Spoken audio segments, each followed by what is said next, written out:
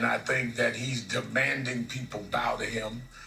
There are few moments in my life I've been more embarrassed than to watch Tim Scott, I know Tim and I are both practicing Christians, but I don't know if he could pray like that to the other side. I mean, it was humiliating to watch what Tim Scott did as a sitting senator. And one time it wasn't even he wasn't even on the script. He interrupted Trump to pay homage. So Reverend Al, the black gatekeeper, the race hustler that he is, has some harsh words for Senator Tim Scott. And you may be asking, what did Senator Tim Scott do? During former President Trump's victory speech, he had some words for Nikki Haley, talking about how everybody from South Carolina, for the most part, all the elected officials, are not supporting her, not endorsing her. And then the former president said this in regards to Tim Scott, and this is how Tim Scott responded. And then we do go to South Carolina, where we've done really well, where I've done well. We have a great governor, lieutenant governor, and great everything, because almost every one of them have endorsed me. Two great senators, which is hard. I mean, did you ever think that she actually appointed you, Tim?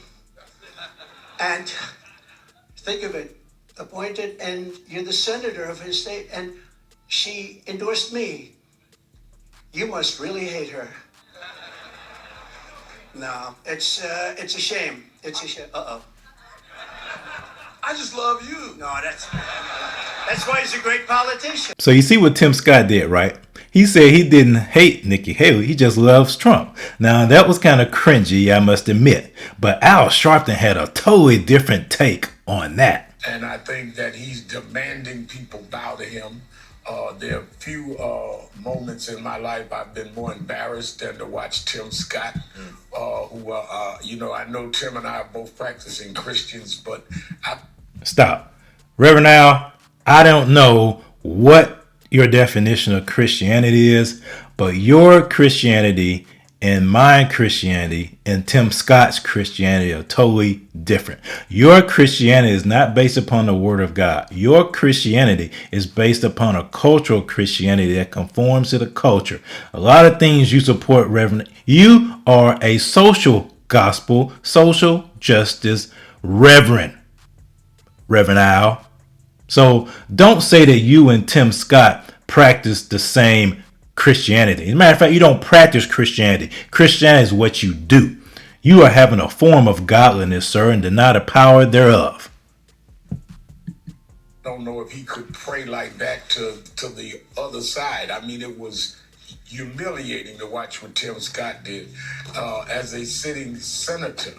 And one time it wasn't even he wasn't even on the script. He interrupted Trump to pay homage. So I had to say that because it's bothered me all night. He's doing it right here. It says, it's just that I love you, Mr. Trump. It's not that I hate Nikki Haley. It's just that I love you. From Senator Scott. It's not a good day in my life to watch Tim do that. I mean, to think that we fought to see people like him, black, become high elected in the South, and to do that, he has a right to be a Republican. He has a right to do Donald Trump. But to do it in such a way that is so humiliating was troubling. Let's put it that way. I'm trying to be as nice as I can. So let me translate for you what Al Sharpton is saying. He is saying that black man was up there gyrating and genuflecting and paying homage and worshiping to that white man. That's what he's saying. But see, Al Sharpton is so disingenuous.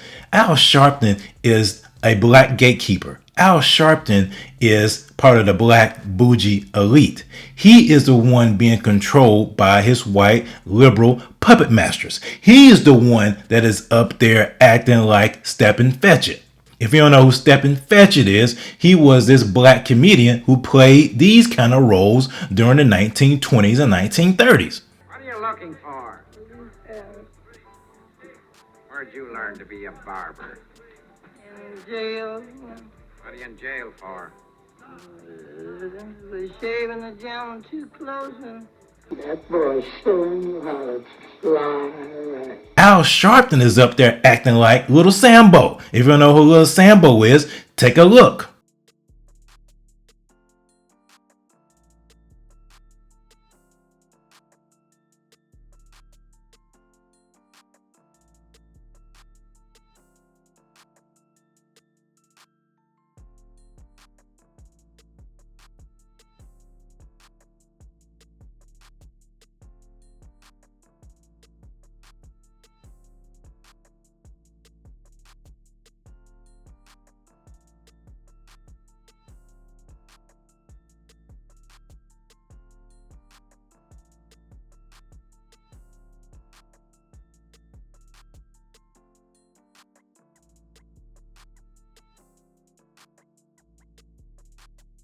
These were caricatures that were made about black people during the early 1900s to show that they were ignorant, to show that they did not have any agency, they had no intelligence.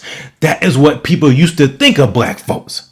But because of people like Reverend Al and people who believe that black folks don't have agency, that this country is systemically racist, they are perpetrating the same type of mentality on the young in the black community and the black community as a whole. They see them as little Sambos. They see them as little step and fetch it, that they're imbeciles, that they have no intelligence, that they can't think for themselves. So therefore, they need big daddy government to come in and do for them what they can't do for themselves.